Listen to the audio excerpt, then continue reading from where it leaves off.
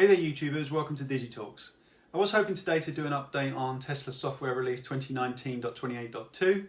However, I got the indication that the software was available for install. I clicked the install button on my car. I was due for a day out with the kids at Adrenaline Alley in Corby. But as soon as I started the car or switched the car on, the software basically went into Meltdown. Had a whole bunch of error messages come up, which I'll put on screen. And essentially AP, autopilot functions stopped working. Pretty much all the safety functions stopped working.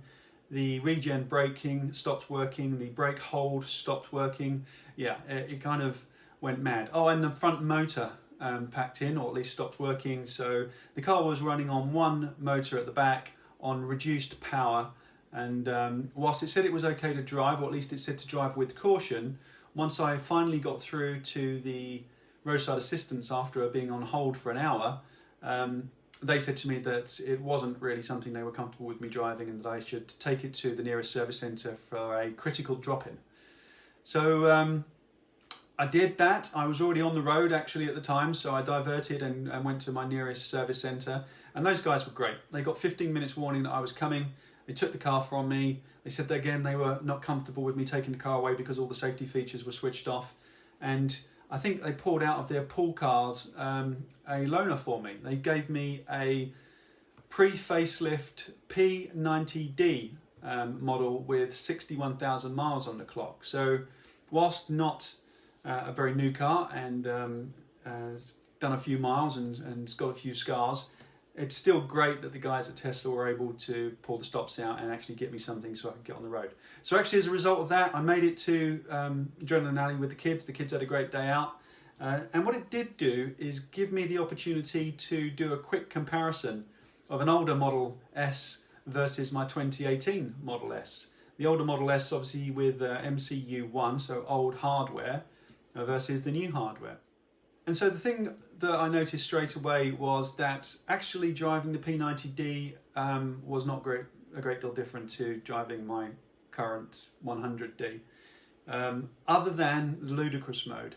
So for the little bit of testing that I was able to do, ludicrous mode was awesome. It was noticeably better performance than my 100D. It may only give you a second, 0 to 60, but you definitely feel it. It really is awesome. If I had the finances and my time around again, I'll probably get a P model car.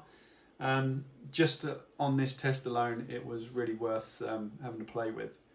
The car did rattle a little bit, and you would expect after a few years and 61,000 miles that it might develop a few rattles, but Tesla are pretty good at dealing with those rattles. They'll usually send out a mobile technician to fix those rattles, so I'm guessing if you stay on top of those things, that wouldn't be such an issue either.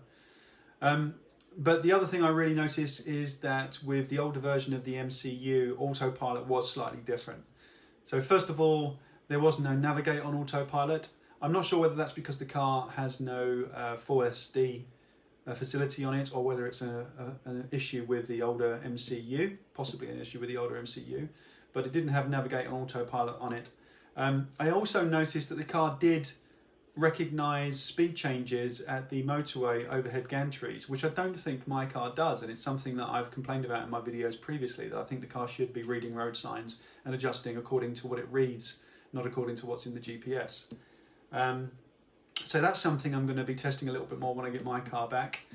But yeah, so I'll play a quick video after this of just a few of the tests I did with the P90D, but rather than the positive update and the improvements to AP for 2019.28.2 I was hoping to deliver, I thought I'd better get this video out to you guys, because I know some of you do actually look at these videos and look at what you're going to get in your next release.